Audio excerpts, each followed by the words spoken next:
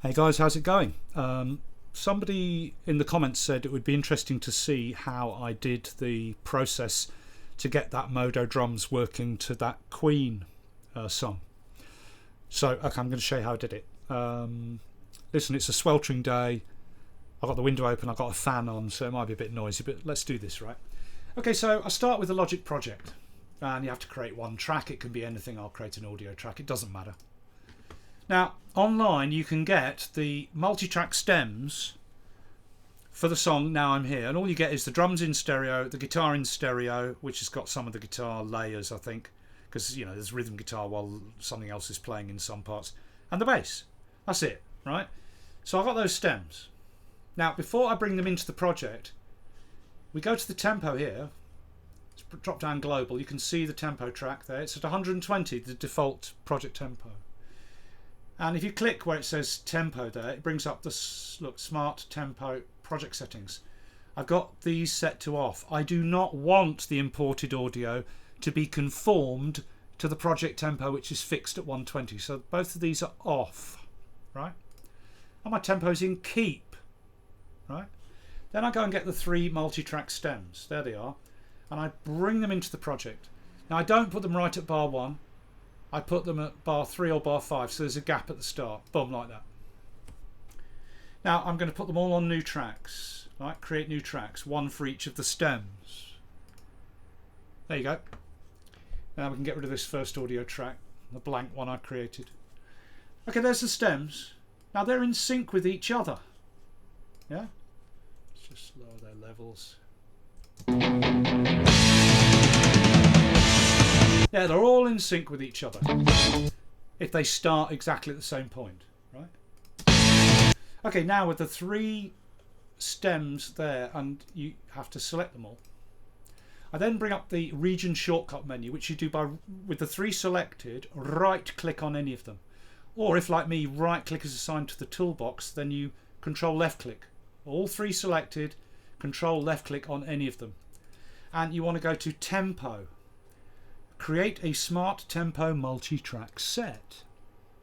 Now the 3 stems from the multi-track set are all ticked to contribute to the analysis, but we don't want the bass and the guitar to contribute. Untick those. Only the drums are going to contribute to the tempo analysis. The other regions already sync with the drums, so if the drums give their tempo to the project, everything else will be in sync with the drums. Right, so analyze.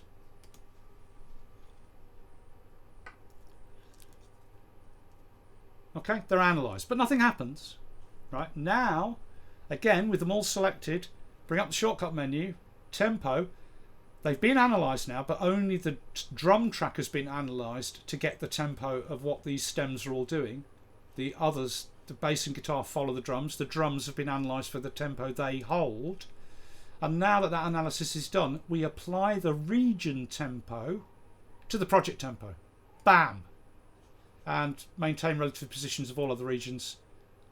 Apply. Bam. Right? And now all the tempo is in there. Put the metronome on. Lower these down.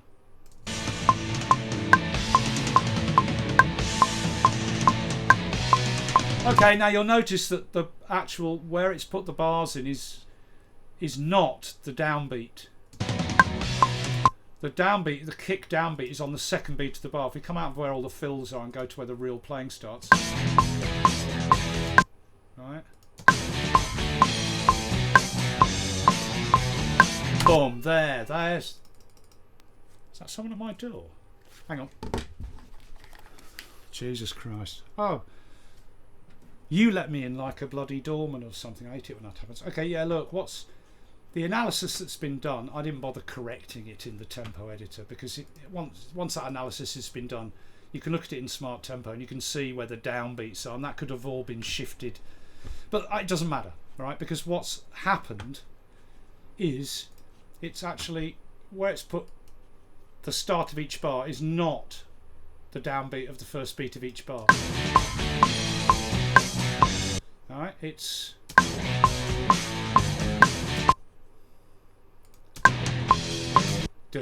boom. It starts on the second beat of each bar. Yeah, second beat of each bar. Second beat of each bar. It doesn't matter. Main thing is we've got these bars set, etc. Okay, so we've got the tempo now, and these are all syncing to each. The bass and the guitar are syncing to the drums, and the drums have provided that tempo, right? Now the next thing is I created a new project. Don't close this one though, and make a software instrument track. Now for me to extract the timing and the drums being hit and everything from that drumming track is possible, but it would be an enormous amount of work. So I looked around on the internet to see if I could find a reasonably accurate MIDI file of the song where the drums were fairly accurate, and I found a not bad one. It's not perfect, but it's near as damn it. Here. So what I did was I brought that MIDI file into a new project like that. Okay, import tempo, it doesn't matter because we're not going to use it. Right, my other project with the multi-track stems is there in the background, but I've brought this MIDI file of the song into this project. The other project with the audio is open in the background. Right, and this is awful. Have a listen to it. It's terrible. It uses a flute for the vocal line and stuff. It's horrendous.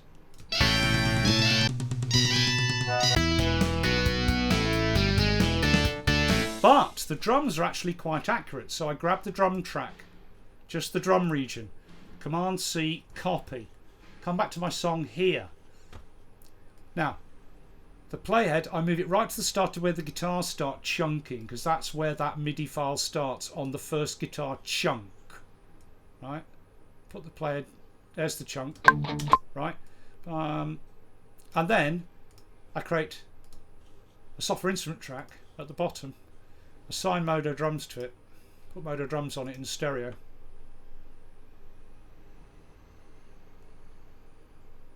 Come on. Right, I'll just leave it in that basic kit, but I'll just take the room mic down like that. Right, okay. Now, so there's the start of the guitar chunk, sort of there, but I'm going to put it on the actual where the tempo's detected, you know, the start of a bar, but it's near as damn it, like that. And then I'm just going to paste in that drum MIDI region, and it'll begin at that playhead position at the start of the chunk. Command V, there it is. Now this MIDI file version fades out at the end, whereas this multi-track stem version, they come to a stop. And there's the drums, the MIDI file drums put in, but they don't line up. Okay, if we go and look, okay, there's the two stabs like that, and there's the two stabs there, and there's the start of the fill there. So I'll move the whole thing down, so the start of my fill is roughly there at the start of that fill section, roughly, not really accurate, just to get it roughly lined up. Like, this needs to be set to tick to slide these regions around really sort of a little bit at a time. Okay, it's roughly lined up. Yeah. But it's not, as you can hear, lined up. Okay, now that's the start of the fill drumming. There's the stab, the two stabs there and there. So what I did was I chopped with the scissors, separated these two stabs on the drums from these two, and then I had to manually line those up. That's the first thing I did. Zoom in. Come on. Manually line them up. Again, ticks I'm in. So these two, there's the two stabs, they're not lining up, so bring them this way. I've chopped this region so these are separate, these stabs. They're not going to drag the other stuff along. So those two roughly line up, right? Okay, then I go along to the next two stabs, which have been chopped. They're in their own little region, chopped away from the main drums. Go to the next two stabs. Yep. And play it to the first stab, and underneath just drag that and line that up. Roughly, it's there, isn't it? That one's out, so I had to chop that and bring this forward a bit. That's roughly right. Roughly. So it's a matter of just getting it roughly in time. Right, they're kind of okay. Then that leaves my main bit of drumming, fills into the verse, etc. Now, what I did with this is, if I remember rightly, I put my play head at the start of the first, bar, and did a little like that, right? And the best way to do this is you want to be in ticks, drag a cycle range across, and then when you move the cycle range around, you see a yellow line coming off the front, and it's very slippery. You can move it really, really accurately.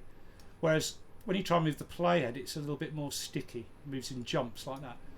So I bring the front of that cycle range onto that hit of the drums. These are the drums here, right? You can see the yellow line. Right on that.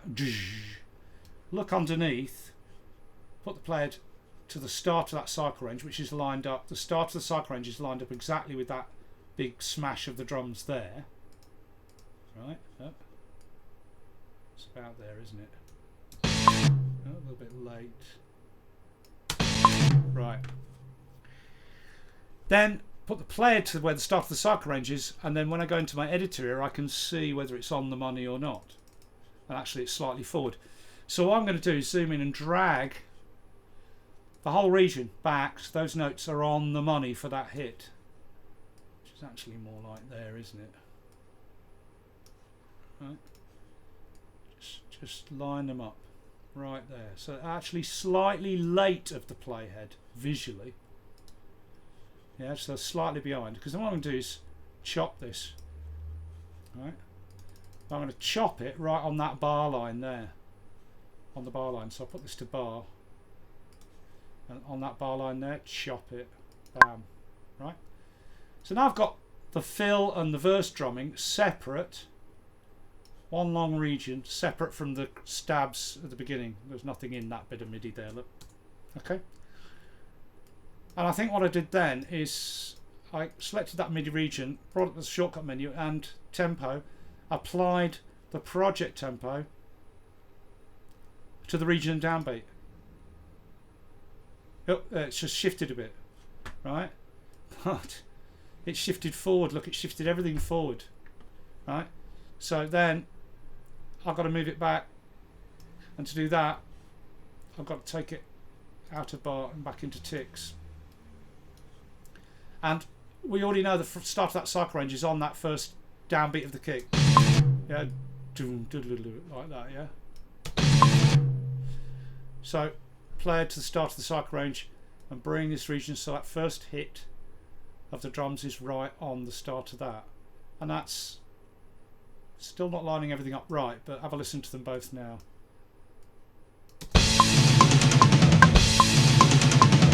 It's close, right? Close but no cigar. Right, so take that cycle range off and let's have a listen. And you'll hear it's out. It's still not in 100%.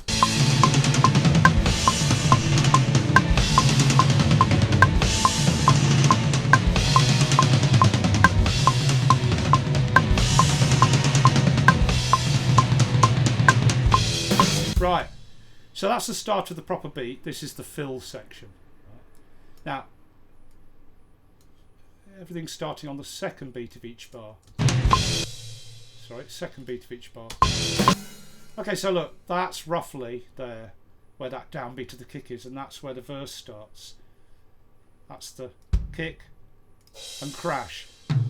That's the tom fill, blah, blah, blah, blah, leading into it. Let me just shorten those notes. Because what I'm going to do is I'm going to chop that region there to separate the verse drums from the fill section. And then I get my playhead, put it on that first downbeat of the drums, which I think is there. Let's solo it. Yeah, it's about there, isn't it?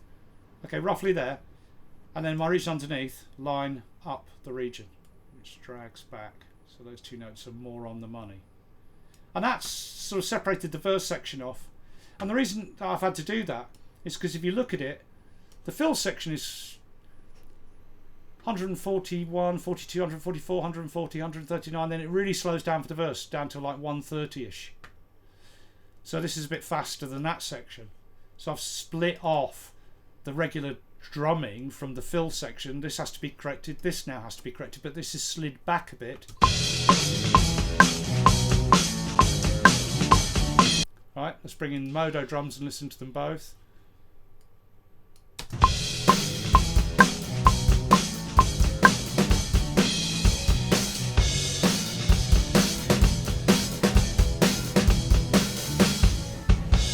And then after that, you've got to manually go in and edit, and that's the only way to do it. So you have to, I said the best way to do it is have this on ticks, make a cycle range, and then find a downbeat. Well, that's a snare there, so I think, let's see what that is. I'm lining up the yellow line of the front of the cycle range with that hit there. Okay, let's go with that downbeat, which is the kick after the fill there. Right, so that cycle range is now starting exactly on that kick. Play it to start the cycle range, go into my region, look, there's the kick, there's the crash, they're out. So they have to be moved back, and you've got to do that for the whole damn thing. Cycle range along to there, that's another kick, I think. Oh, that's a snare. Right, play it to the start of the cycle range, have a look, the snare is early there. Early. Or maybe I could bring this back a little bit, like that, say. No, you see, it's too late now. Oh, too early.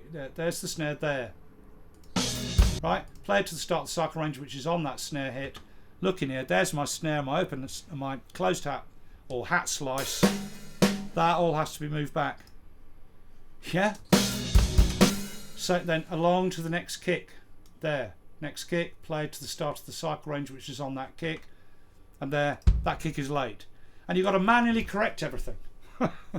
There's no other way to do it. I mean, what you can do is chop it into sections and drag different sections back or forward to slightly line it up better, and then you've got to go in and do the manual editing. There is no other choice. And then, so that's what I did. I would like chop it here and just move that section around till it was a little bit more in sync generally, but you have to eventually go in and correct all the notes manually. There's no other way to do it, right? And that's how I did it, manually correcting each note. Now I've got all the notes on the money.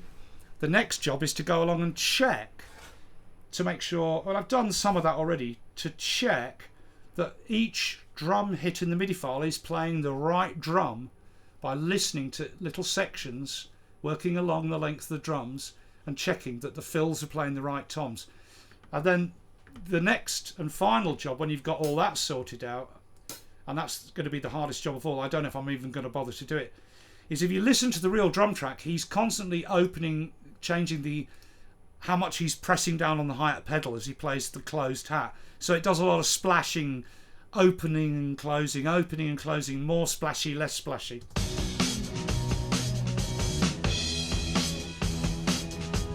But he does play a slice on every downbeat of the snare. But between that, he's holding down the tempo with the hi-hats, and he's just opening and closing the choke on the hi-hat. So if you wanted to get really, really sick, you'd have to go along and analyse the entire hi-hat pattern, and then you could use MODO drums. Come on. Control and assign a MIDI controller to the hi-hat, and you'd have to go along and put MIDI controllers in for the entire drum track to have the hi-hat open the right amount to match what the real drums are doing, if you wanted to go that far. But that's how I did it. Okay, the next job, I said, like here, there's a gap, so I chop it there, line up the start of these drums with the real drums, so, you know, there's a gap there, chop the drums there, and then this section, move it so it starts roughly right, and then going in, you've got to manually edit the notes. Yeah? So, chop it there where there's a break, chop the MIDI drums. There where there's a break, chop the MIDI drums. There where there's a break, chop the MIDI drums. Then you'll have this bit of drumming, that's the fill intro, first bit of verse drumming, next bit of verse drumming, or chorus or whatever it is, next bit, final bit. And there would be, you know, one section, and then chopped there, two sections, chopped on that break, three sections, chopped on that break, four sections, and the last bit, five sections. You can then drag that around to line it up at the start of each bit of drumming. But then you've got to get in and manually edit the notes. There's no other way to do it. Okay. And that's how I did it, if you're interested, as far as I've got. Okay guys, see you later.